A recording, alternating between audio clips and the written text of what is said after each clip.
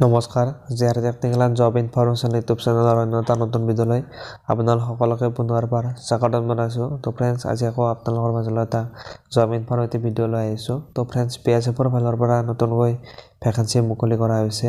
প্ৰায় 275টা নতুনকৈ ভেকেঞ্চি মুকলি কৰা হৈছে আৰু এই ভেকেঞ্চিখিনি মুকলি কৰা হৈছে জেনেৰেল ডিউটি কাৰণে ভেকেঞ্চিখিনি মুকলি কৰা হৈছে। যদি আপোনালোকে 10 পাছ কৰিছে তেনেহ'লে এই ভিডিঅ'টো আপোনালোকৰ বাবে, কিয়নো 10 পাছ কৰাসকলে এই ভেকেঞ্চিখিনি এপ্লাই কৰিব পাৰিব।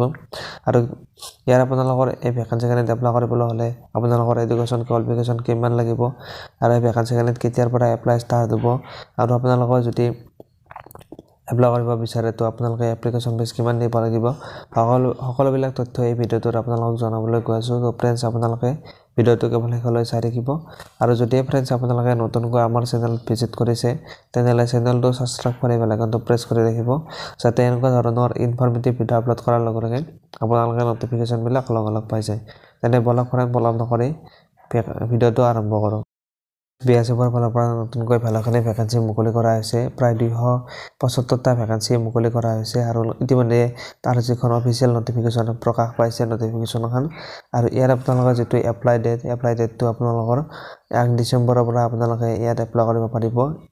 এতিয়ালৈকে ইয়াৰ এপ্লাই ষ্টাৰ্ট হোৱা নাই আৰু আপোনালোকে 31 ডিচেম্বৰলৈকে আপোনালোকে এই ভেকেঞ্চিখিনি এপ্লাই কৰিব পাৰিব। আৰু ফ্ৰেণ্ডছ, এই ভেকেঞ্চিখিনি মুকলি কৰা হৈছে স্পৰ্টছ কোটাৰ কাৰণে ভেকেঞ্চিখিনি মুকলি কৰা হৈছে। স্পৰ্টছ কোটাৰ কাৰণে, অৰ্থাৎ যদি আপোনালোকৰ স্পৰ্টছ চাৰ্টিফিকেট আছে বা আপোনালোকে বিভিন্ন খেলৰ লগত জড়িত হৈ থাকে তো আপোনালোকে ভেকেঞ্চিখিনি এপ্লাই কৰিব পাৰিব। ইয়াত আপোনালোকৰ বিভিন্ন খেল নামবিলাক ইয়াত উল্লেখ কৰিছে। ডিচিপ্লিনত আপোনালোকৰ খেল ইয়াত আৰ্চাৰী আছে, এথলেটিক্স আছে, বেডমিণ্টন আছে, ছুইমিং আছে, তাৰপিছত ডিভাইনিং আছে, ৱাটাৰ পল' আছে, basketball, boxing, cycling, cross country, তাৰপিছত ফুটবল আছে, তাৰপিছত আপোনালোকৰ হেণ্ডবল আছে, হকী আছে, আইচ স্কিলিং আছে, জুডো আছে। তাৰপিছত এনেকুৱা ধৰণৰ আপোনালোকৰ বিভিন্ন খেলৰ কাৰণে ইয়াত ভেকেঞ্চিখিনি মুকলি কৰা হৈছে। যদি আপোনালোকৰ এনেকুৱা ধৰণৰ খেলবিলাকৰ লগত আপোনালোকে জড়িত হৈছে বা আপোনালোকে এনেকুৱা ধৰণৰ খেলৰ আপোনালোকৰ চাৰ্টিফিকেট আছে তো আপোনালোকে ভেকেঞ্চিখিনি এপ্লাই কৰিব পাৰিব। ইয়াৰ আপোনালোকৰ খেল অনুসৰি ইয়াত বিভিন্ন ভেকেঞ্চি ইয়াত আপোনালোকে দেখিবলৈ পোৱা যাব। গোটেইখিনি ভেকেঞ্চিৰ বিষয়ে আপোনালোকক অৰ্থাৎ গোটেইখিনি খেলত আপোনালোকৰ কিমান ভেকেঞ্চি আছে গোটেইখিনিৰ বিষয়ে আপোনালোকক ইয়াৰ ভিডিঅ'টোত ক'বলৈ নাযাওঁ, কিয়নো ভিডিঅ'টোত ক'বলৈ গ'লে ভিডিঅ'টো বহুত দীঘল হৈ যাব। তো ইয়াৰ যিটো ফুল নটিফিকেশ্যন হয় সেই নটিফিকেশ্যনৰ লিংকটো আপোনালোকক ডেছক্ৰিপশ্যন বক্সত দি দিম, আপোনালোকে ভালকৈ চেক কৰি আপোনালোকে ভালদৰে চাই ল'ব পাৰিব। ইয়াৰ আপোনালোকৰ যদি ইয়াত চাবলৈ যাওঁ তো আপোনালোকৰ pay scale and other awareness, অৰ্থাৎ আপোনালোকক এটা ভাল চেলাৰী দিয়া হ'ব। আৰু এই ভেকেঞ্চিখিনি ইতিমধ্যে আপোনালোকক জনাইছোঁ যে এই ভেকেঞ্চিখিনি হয় জেনেৰেল ডিউটিৰ কাৰণে ভেকেঞ্চিখিনি মুকলি কৰা হৈছে স্পৰ্টছ কোটাৰ কাৰণে। আৰু ইয়াৰ আপোনালোকক এটা ভাল চেলাৰী দিয়া হ'ব। যদি আপোনালোকে এই জবটো পাই যায় তো আপোনালোকে 21,700 টকাৰ পৰা 69,100 টকা আপোনালোকে চেলাৰী লাভ কৰিব। লগতে আপোনালোকে এৱাৰনেছো আপোনালোকে কিছু লাভ কৰিব, ইয়াত উল্লেখ কৰিছে নটিফিকেশ্যনখনত। আৰু ইয়াৰ আপোনালোকৰ যদি এপ্লাই কৰিব বিচাৰে তো আপোনালোকৰ বয়সটো ইয়াত বিচাৰিছে। তো আপোনালোকৰ যদি মিনিমাম আপোনালোকৰ 18 বছৰ হৈছে আৰু আপোনালোকৰ মেক্সিমাম আপোনালোকে 23 বছৰলৈ এপ্লাই কৰিব পাৰিব।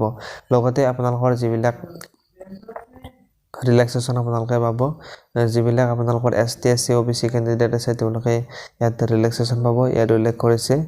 আৰু ইয়াত আপোনালোকৰ এডুকেশ্যন কোৱালিফিকেশ্যন বিচাৰিছে যে আপোনালোকে চিম্পুল মেট্ৰিক পাছ কৰা হ'লে আপোনালোকে এই ভেকেঞ্চিখিনিত এপ্লাই কৰিব পাৰিব। লগতে আপোনালোকৰ যিটো খেলৰ লগত আপোনালোকে জড়িত হৈ আছে আৰু আপোনালোকে সেই খেলটোত যদি আপোনালোকে চাৰ্টিফিকেট লাভ কৰিছে তো আপোনালোকে চাৰ্টিফিকেট থাকিলে এই ভেকেঞ্চিখিনিত এপ্লাই কৰিব পাৰিব। নৰ্মেল 10 পাছ কেণ্ডিডেটসকলে এই ভেকেঞ্চিখিনিত এপ্লাই কৰিব নোৱাৰিব।